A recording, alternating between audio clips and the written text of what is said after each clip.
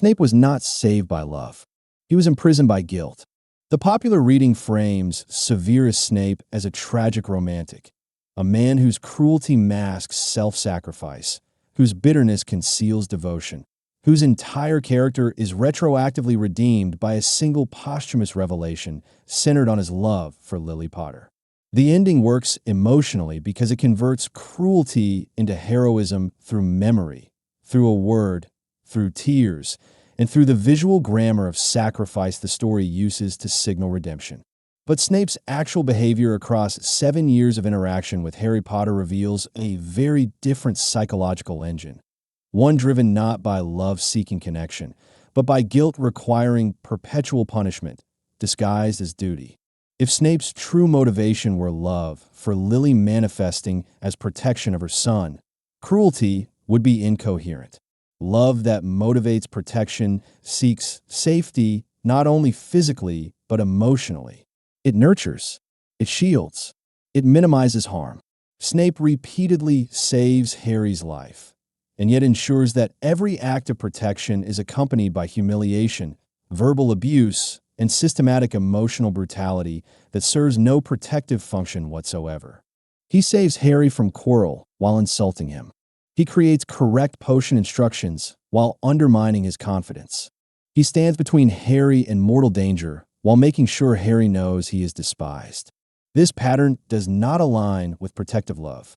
It aligns with something far more psychologically consistent: the behavior of someone who needs the protected object to remain a source of pain. That same psychological structure is visible in Snape's approach to teaching. Authority, for him, is not a pedagogical tool, but a mechanism for regulating suffering. Mistakes are not treated as part of learning. They're transformed into punishment. His classroom does not produce growth, it produces submission. And submission is the only relational mode Snape can tolerate, because it requires no reciprocity. Students do not need to understand him, approach him, or connect with him. Fear is sufficient. Fear creates distance. Distance prevents guilt from being processed. Snape's classroom, like his inner life, is a controlled emotional vacuum. No one heals there. No one advances. Nothing evolves. The system remains static, exactly as he needs it to. Snape's core fear is not rejection, loneliness, or even Voldemort's return. His core fear is exposure, being revealed as the person causally responsible for Lily's death. Not in the simplistic sense of murder, but in the deeper sense of moral causality. Through his choices, his knowledge, his allegiance, he placed her in the prophecy's path. He told Voldemort about the prophecy. He activated the mechanism. She died because of what he said.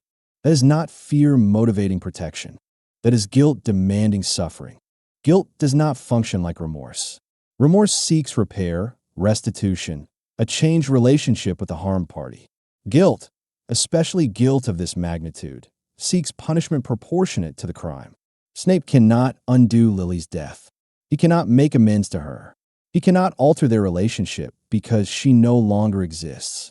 What remains is Harry, the living proof of what was lost, the walking evidence of the life Snape's knowledge destroyed.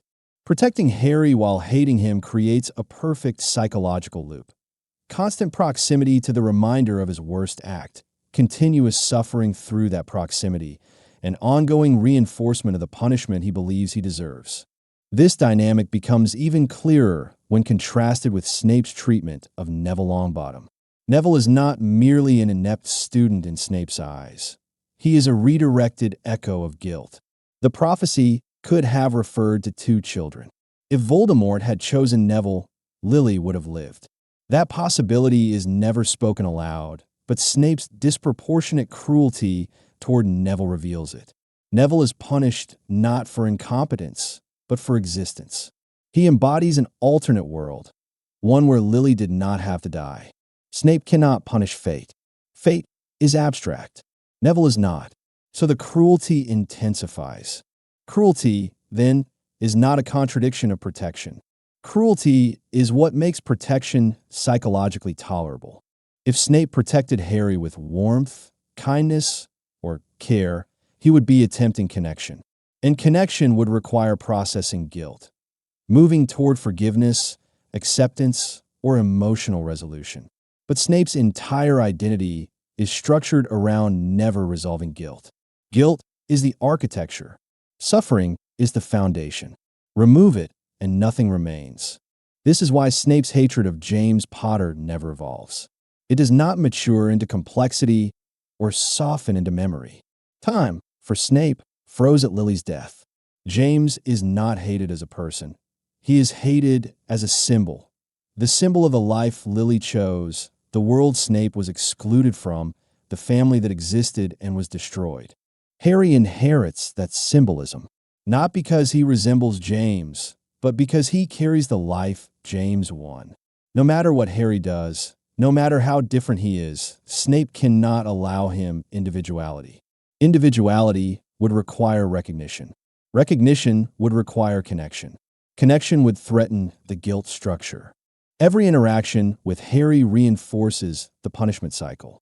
Snape looks at him and sees James, Lily's choice, the destroyed family, and the unbearable contradiction of a child who lives because Lily lived and survives because Snape ensures it. A child who will never know that the knowledge keeping him alive came from the man who caused his mother's death. Protection is not salvation for Snape. It is penance. A life sentence served in real time. One designed so that proximity itself is the punishment, suffering never ends, and death becomes the only acceptable exit because death means never having to confront whether the punishment was enough. Snape's relationship with Dumbledore reinforces this structure. Dumbledore is not a father figure. He is an architect of penance. He gives Snape purpose without resolution, duty without absolution. "You must protect the boy" is not a call to compassion. It is the condition under which the punishment continues. Snape does not challenge Dumbledore's moral calculus because challenging it would introduce alternatives. Alternatives would destabilize guilt. As long as the system demands sacrifice, suffering, and moral compromise, it remains psychologically viable. Even the possibility of Harry's death does not provoke moral rebellion, because pain means the structure is still intact. The story frames the always revelation as romantic tragedy, proof that Snape's love never died, that the matching Patronus signifies eternal devotion. But the Patronus is not evidence of love. It is evidence of fixation. It is the visual imprint of a psyche calcified around a single moment of loss. A man whose emotional development froze at the point of Lily's death, whose inner life preserved guilt rather than allowing grief to transform into something living. Love changes. Love adapts. Love processes loss and finds new forms. Snape's Patronus remaining unchanged for 17 years is not romantic. It is arrested development. It is the psychology of being unable to move forward, because moving forward would mean leaving guilt behind, and guilt is all that remains. The narrative choice to reveal Snape's allegiance only after his death works perfectly for emotional payoff, but it also avoids the psychologically unavoidable question: what would Snape do if he lived? The answer is devastatingly clear. Public redemption would destroy him. Imagine Snape surviving. Harry knows the truth. The wizarding world knows the truth. He is called a hero, thanked, honored. His cruelty is reframed as necessity. His bitterness forgiven as the cost of an impossible role. But redemption requires a self worth redeeming. Snape's identity rests on three pillars: secrecy, suffering, and Harry's hatred. Public revelation destroys secrecy. Hero status contradicts suffering. Gratitude replaces hatred. All three collapse at once. Without hidden guilt, without invisible pain, without contempt as punishment, what remains is a man with no relationships, no processed grief, no identity beyond the role he performed. Living would require reinvention. Reinvention would require forgiveness. Forgiveness is psychologically impossible for him. Snape's death is therefore not tragic. It is structural. Living would dissolve the identity guilt built. Death preserves it. It freezes him at the moment where suffering still makes sense. The ending works because Snape dies believing he is still the villain, still the cause, still suffering in secret. The truth emerges only after he is gone. He never has to experience being called a hero, never has to confront whether the punishment is complete, never has to discover whether he could survive without guilt. The narrative protects him from that unbearable question by killing him at exactly the right moment. Change the ending, and you change what the character reveals. The story gave him redemption through death. The character required absence. Living heroes must accept salvation. Snape's psychology was built to refuse it. If you die before the world calls you redeemed, you never have to decide whether you deserved it.